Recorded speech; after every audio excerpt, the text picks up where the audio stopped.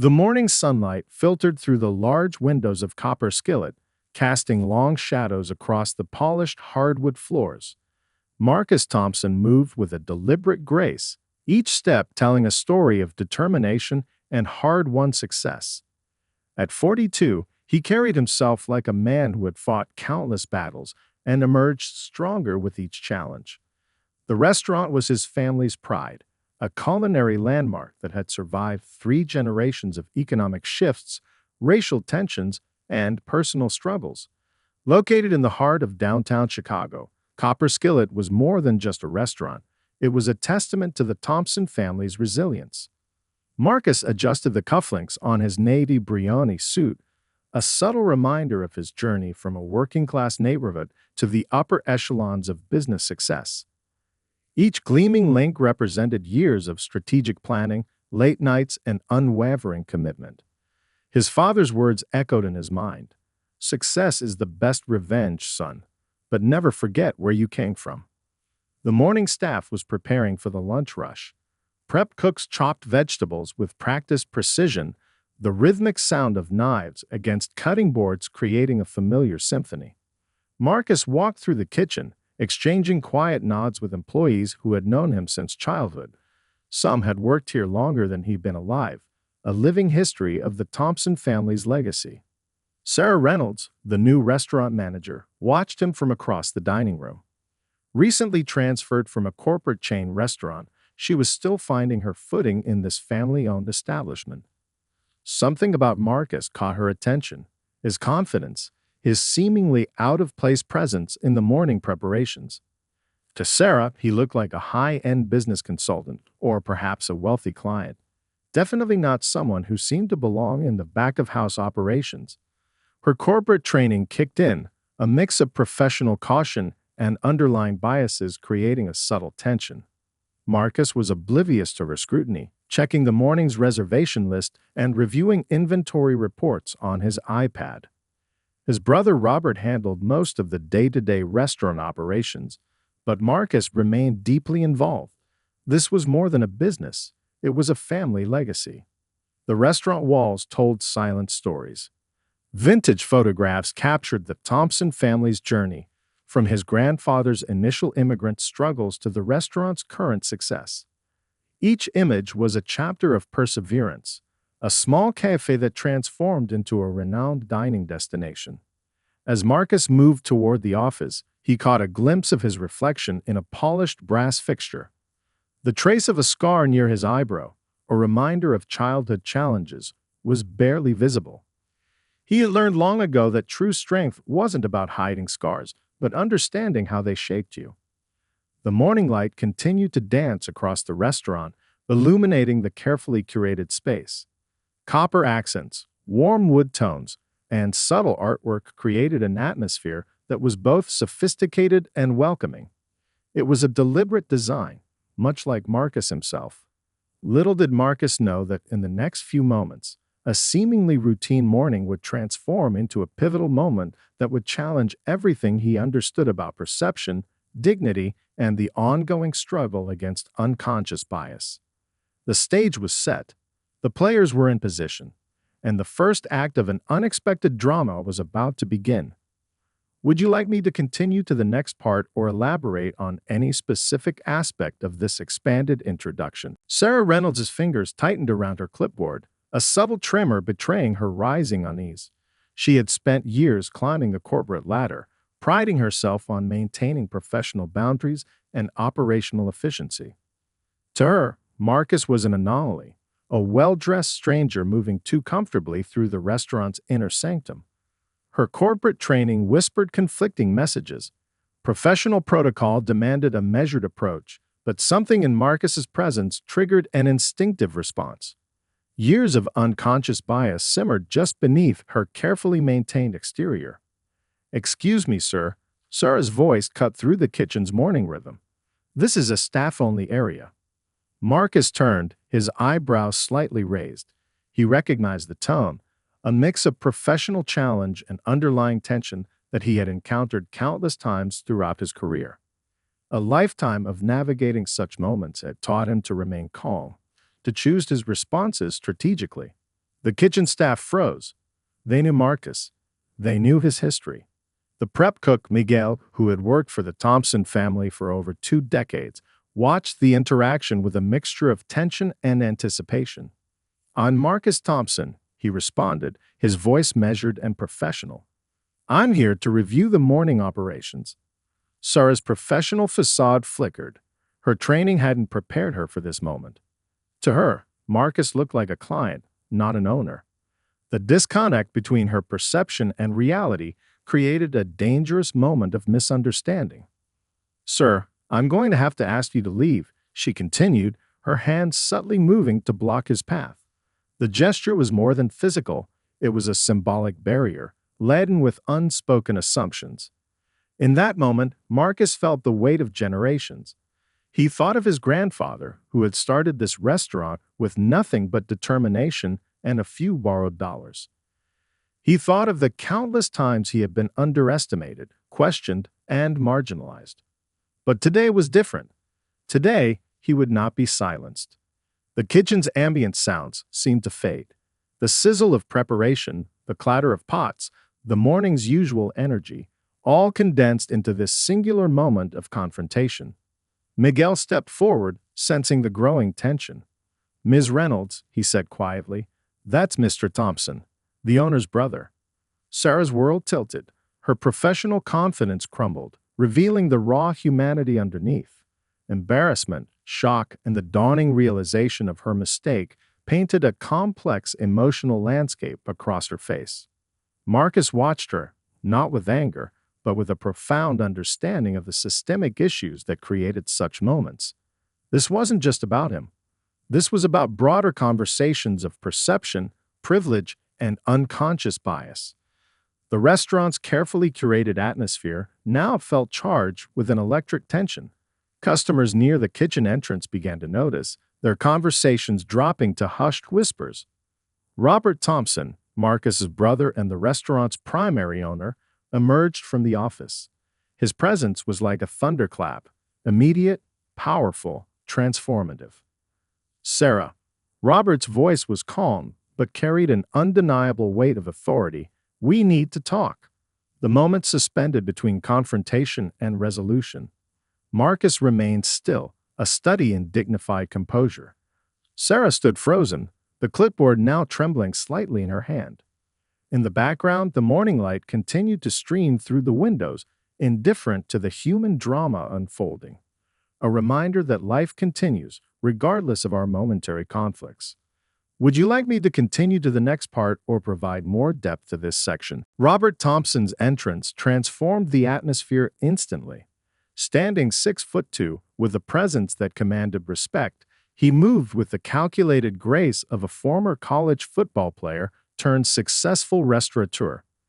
His tailored charcoal suit and meticulously polished shoes spoke of a man who understood the power of first impressions. "Ms. Reynolds," Robert's voice cut through the tension like a surgical blade, "my office. Now." Sarah's professional veneer crumbled. Her perfectly pressed white blouse suddenly felt constricting, her carefully applied makeup seeming to crack under the weight of her mortification. The restaurant's staff watched in hushed anticipation. This was more than a typical workplace confrontation. Marcus remained remarkably composed, a skill honed through years of navigating corporate landscapes where his presence was constantly questioned. His eyes met Robert's, a silent communication passing between brothers who had shared a lifetime of similar experiences. Miguel, the veteran prep cook, began quietly redirecting other staff members, understanding the delicate nature of the unfolding drama. Years of working with the Thompson family had taught him the art of discretion. In the private confines of Robert's office, the true depth of the situation began to unfold. Sarah stood, hands clasped tightly, her earlier confidence now replaced by a visceral mix of shame and fear. "Do you understand the gravity of what just happened?" Robert's question wasn't accusatory. It was educational. The office walls told a story of their own. Family photographs chronicled the Thompson brothers' journey from a small neighborhood cafe to a renowned Chicago dining destination. Images captured their parents, their early struggles, the incremental victories that defined their family's narrative. Sarah's mind raced. She thought about her corporate training, her years of professional development, the carefully constructed narrative of her own success. In one moment, everything she believed about herself had been called into question. "I never mean," she began, but Robert's raised hand stopped her. Marcus, who had remained silent, now spoke. His voice was calm, almost gentle. "This isn't about intention. It's about perception. About systemic biases that we often don't even recognize we carry." The revelation was multilayered. This wasn't just a workplace disciplinary moment. It was a profound lesson in human understanding. Robert pulled out a folder, documenting Marcus's extensive business credentials: Harvard Business School, multiple entrepreneurial awards, community leadership recognitions. Each document was a testament to a journey far beyond racial stereotypes. "My brother," Robert explained, his tone a mixture of pride and protective fury, "has built more successful businesses before breakfast than most people do in a lifetime." Sarah's world was crumbling. The professional persona she had carefully constructed was being dismantled, piece by careful piece. Outside the office, the restaurant continued its morning rhythm. Customers arrived, coffee was poured, breakfast orders taken. But beneath the surface, a profound transformation was occurring. Marcus watched the interaction with a detached professionalism. He had been here before, countless times. Each encounter was an opportunity, not for retribution, but for understanding. "This isn't about punishment," Marcus finally said. "This is about learning. About growing." Robert nodded, a silent agreement between brothers who had navigated far more challenging terrains than this moment. The morning sunlight continued to stream through the office windows, indifferent to human drama, a silent witness to a moment that would change everything. Sarah stood waiting. Her next words, her next actions, would define not just her professional future, but her personal journey of understanding. The revelation was complete. The real story was just beginning. Would you like me to continue to the next part or provide more depth to this section? The private office became a crucible of raw emotion and professional reckoning. Marcus leaned against the mahogany bookshelf, his posture relaxed but his eyes intense. A study in controlled power.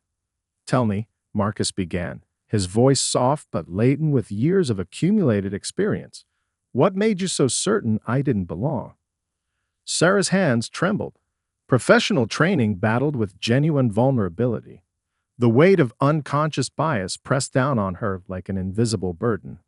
I assumed," she stammered, the words feeling inadequate even as they left her mouth. Robert interjected, his corporate law background emerging.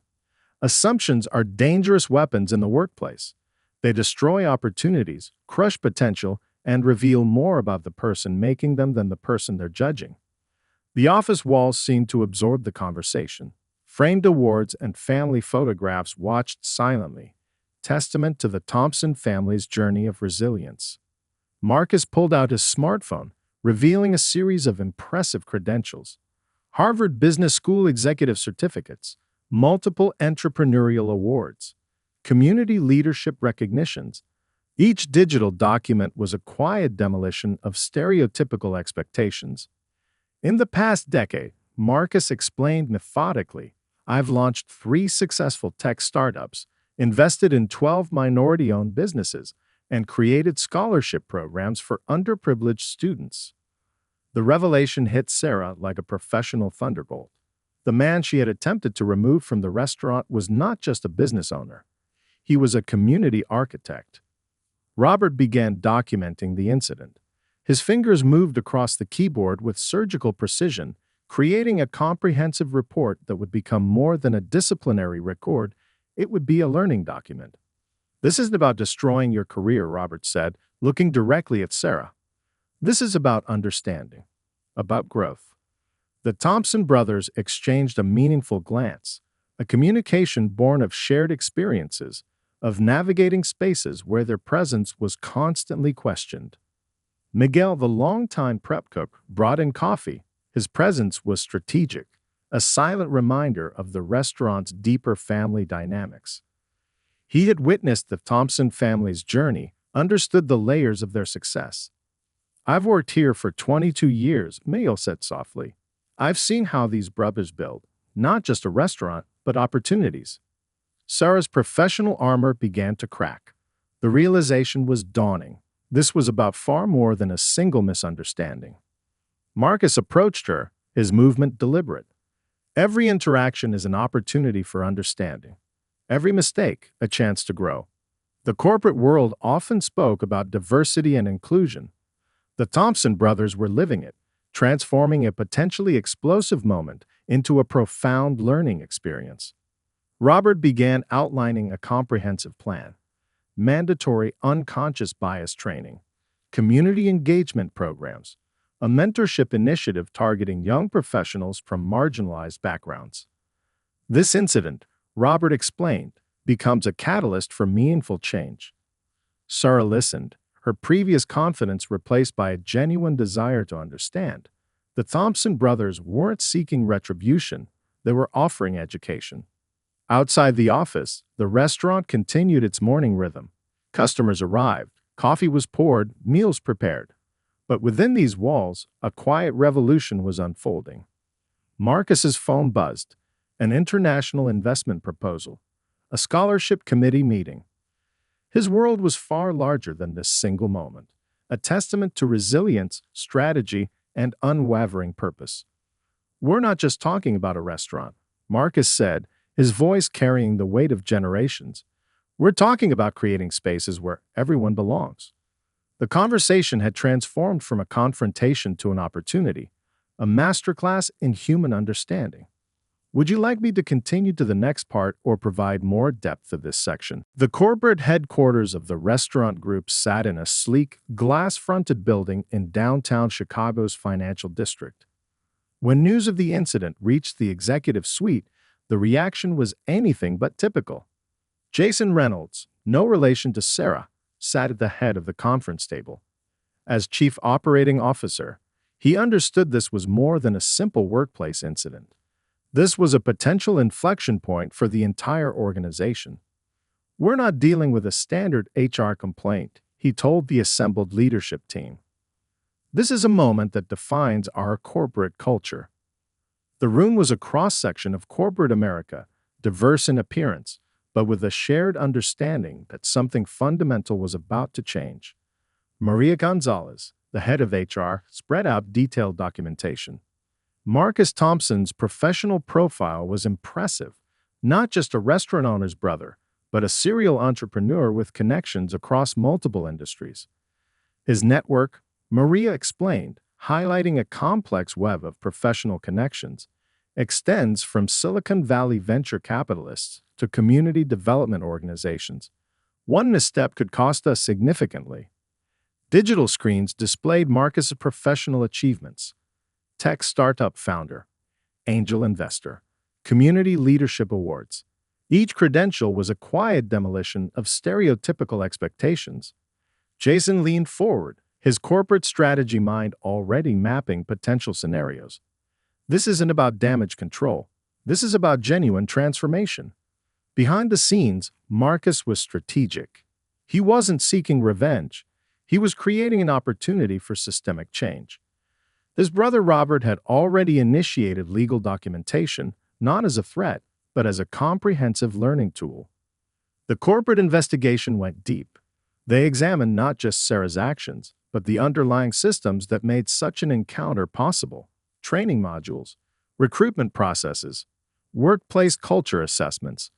"We're conducting a full cultural audit," Maria announced, "and Marcus Thompson will be our primary consultant." The irony wasn't lost on the room. The very person who had been asked to leave would now help redesign the company's approach to diversity and inclusion. Digital forensics revealed a troubling pattern. Subtle biases weren't just isolated incidents. They were systemic. Performance reviews, promotion tracks, recruitment strategies all needed comprehensive reevaluation. Marcus's approach was nuanced. He didn't want punishment. He wanted transformation. His proposal included comprehensive unconscious bias training, mentorship programs for emerging professionals of color, transparent promotion and recruitment processes, community engagement initiatives. The financial implications were significant, but the potential brand value was exponentially larger. This isn't an expense, Marcus had argued in a previous meeting. This is an investment in human potential. Outside the conference room, Chicago buzzed with its usual energy. But inside, a quiet revolution was unfolding. One conversation, one policy, one perspective at a time. Sarah watched the proceedings remotely. Her previous confidence had transformed into a genuine desire to understand, to grow, to become better. The Thompson brothers understood something profound. True change doesn't come from punishment, but from education, from creating spaces where everyone, regardless of background, could belong. Robert's legal background ensured every document was meticulously prepared. Marcus's entrepreneurial vision ensured the approach was forward-thinking. As the meeting concluded, Jason Reynolds made a decisive statement. This isn't just about one incident. This is about reimagining corporate culture. The digital screens flickered, displaying Marcus' professional journey. Each achievement was a quiet testament to resilience, strategy, and unwavering purpose. A single misunderstanding was becoming a blueprint for organizational transformation. Would you like me to continue to the next part or provide more depth to this section? The community center conference room felt charged with potential. Sarah Reynolds sat among a diverse group of professionals, her previous confidence replaced by a genuine hunger to understand. Dr. Amara Williams, a renowned diversity and inclusion expert, led the intensive workshop. Her approach was neither accusatory nor simplistic. It was a nuanced exploration of unconscious bias, systemic racism, and personal growth. Transformation isn't about feeling guilty, Dr. Williams explained, her voice calm and authoritative. It's about becoming aware, about understanding the complex layers of our perceptions. Sarah's journey of self-reflection had begun the moment Marcus Thompson walked out of the restaurant that morning. What seemed like a professional confrontation had become a profound personal reckoning. Her personal history unfolded in her mind. Raised in a predominantly white suburban community, educated in systems that rarely challenged her inherent biases, each memory now felt like a puzzle piece being carefully examined. The workshop participants represented a microcosm of professional diversity. Tech entrepreneurs, corporate managers, community leaders, each with their own complex narrative of identity and experience. Tell us about the moment, Dr. Williams prompted Sarah. Not what you did, but what you felt. What unconscious assumptions drove your actions? Sarah's voice trembled. I saw a black man in an expensive suit, and I assumed he didn't belong. It was instantaneous, reflexive. The room fell silent. Each participant recognized the brutal honesty of her confession. Marcus Thompson sat in the back of the room, not as a judge, but as an observer. His presence was both a challenge and an invitation, a living testament to the potential beyond stereotypical limitations. Dr. Williams guided the conversation with surgical precision. Our biases are like invisible software, she explained, programmed through generations of systemic conditioning. Recognizing them is the first step to rewriting the code. Personal stories emerged, painful encounters, moments of revelation, the complex dance of identity in professional spaces. Sarah began to understand something profound. Her actions weren't just about one moment in a restaurant. They were about generations of systemic conditioning, of unconscious narratives that shaped perception. The Thompson brothers had transformed a potentially destructive moment into a learning opportunity. This workshop was evidence of that commitment. Marcus observed silently, his entrepreneurial mind already mapping potential systemic interventions. Each participant's story was more than a personal narrative. It was a potential blueprint for organizational change. Awareness is an active process, Dr. Williams continued. It's not about feeling bad. It's about doing better. Sarah's notebook filled with insights, personal reflections, strategies for genuine understanding. a commitment to continuous learning. The community center's walls were adorned with images of civil rights leaders, community builders, change makers, silent witnesses to the ongoing journey of human understanding. During a break, Marcus approached Sarah. Their interaction was neither confrontational nor artificially reconciliatory. It was human, complex, nuanced, potentially transformative. "This isn't about you versus me," Marcus said quietly. "This is about us, about creating spaces where everyone belongs." Sarah recognized the profound generosity in his approach. This wasn't punishment. This was education. As the workshop concluded, participants signed commitment statements, not legal documents, but personal pledges to continuous growth, to challenging their own unconscious biases. Dr. Williams's final statement resonated. Transformation is a journey, not a destination. Sarah looked at Marcus, seeing not an antagonist, but a potential ally in a larger conversation about human potential. The room was filled with hope, a quiet, powerful energy of possibility. Would you like me to continue to the next part or provide more depth to this section? The Thompson Foundation launch event transformed the Chicago Cultural Center into a vibrant ecosystem of possibility. Entrepreneurs, community leaders, educators, and young professionals filled the Grand Hall, a living testament to the power of collective vision. Marcus Thompson stood at the podium, his presence both commanding and inviting. Behind him, digital screens displayed a complex tapestry of community initiatives, scholarship programs, and entrepreneurial support networks. "This isn't about charity," Marcus declared, his voice resonating through the hall. "This is about creating ecosystems of opportunity." The Foundation's mission was comprehensive.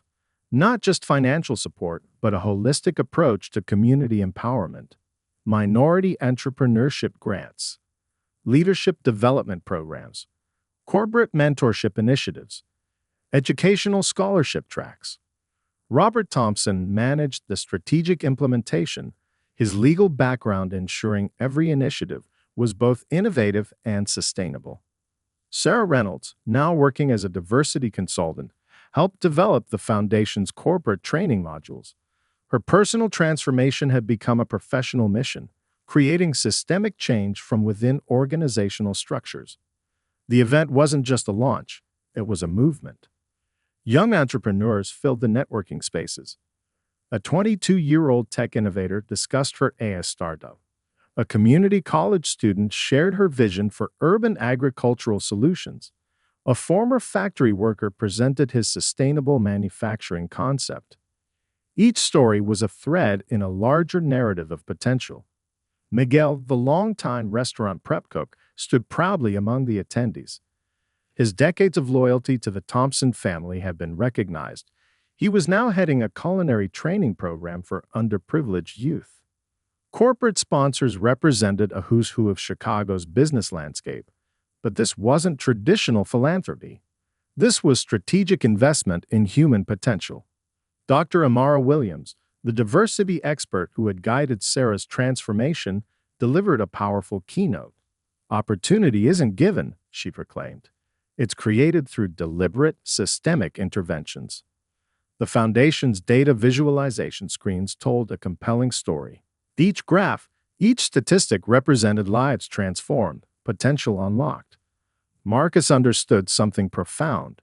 True change happens at the intersection of personal accountability and systemic support. Corporate leaders approached, not with traditional networking intentions, but with genuine curiosity.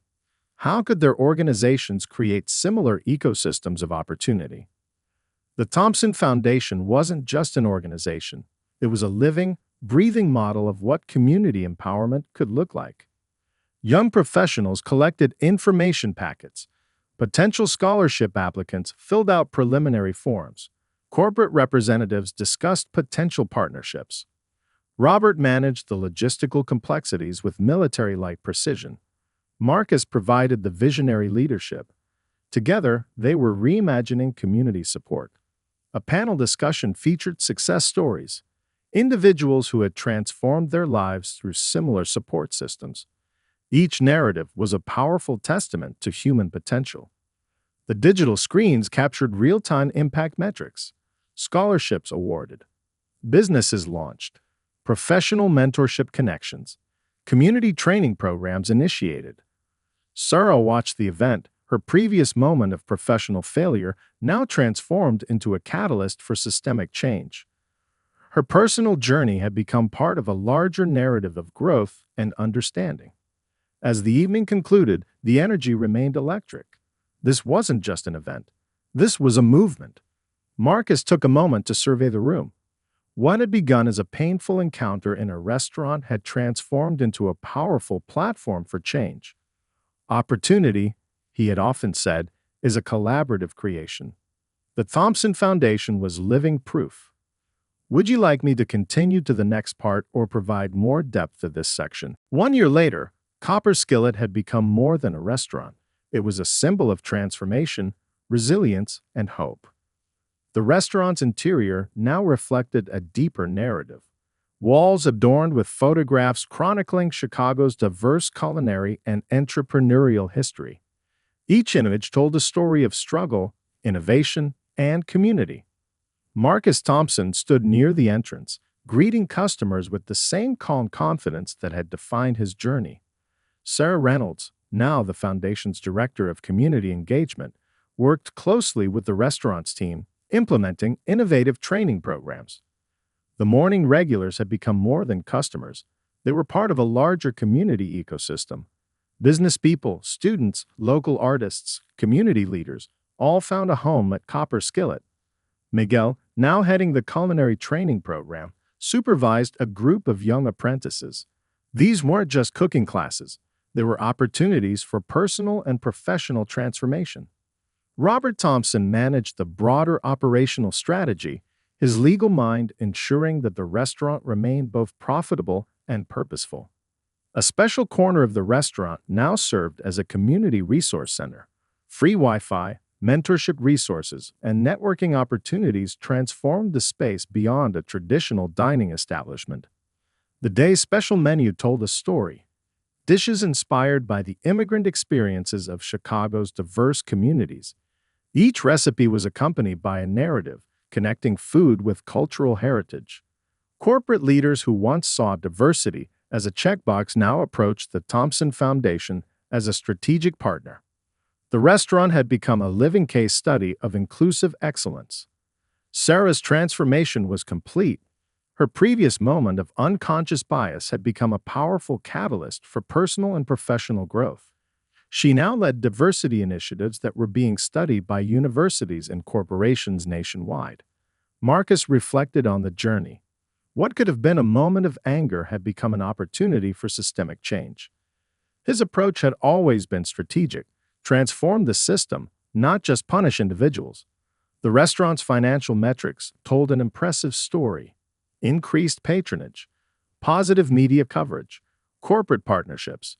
But the true value was immeasurable. Lives touched, perspectives changed. Young entrepreneurs found mentorship. Community leaders discovered support networks. Students accessed educational resources. The restaurant had become a living, breathing ecosystem of opportunity. A group of high school students participated in an entrepreneurship workshop in the restaurant's private dining area. Marcus moved between tables, sharing insights, challenging assumptions, inspiring potential. Robert managed the operational complexities with his characteristic precision. Each initiative was carefully designed, balancing social impact with business sustainability. The digital screens throughout the restaurant displayed real-time impact metrics. Scholarships awarded, businesses mentored, community training hours, lives transformed. Miguel's culinary apprentices prepared lunch, their energy reflecting hope and possibility. Each was part of a larger narrative of opportunity. Sarah facilitated a diversity workshop in the restaurant's private meeting room. Her personal journey had become a powerful teaching tool, demonstrating that true growth comes from vulnerability and understanding. As lunch service began, the restaurant hummed with a unique energy. It was more than a dining establishment. It was a testament to human potential. Marcus caught Robert's eye across the room. a silent communication passed between brothers, a shared understanding of their journey, their mission. The afternoon sunlight streamed through large windows, illuminating a space of possibility. What had begun as a moment of confrontation had transformed into a powerful platform for change.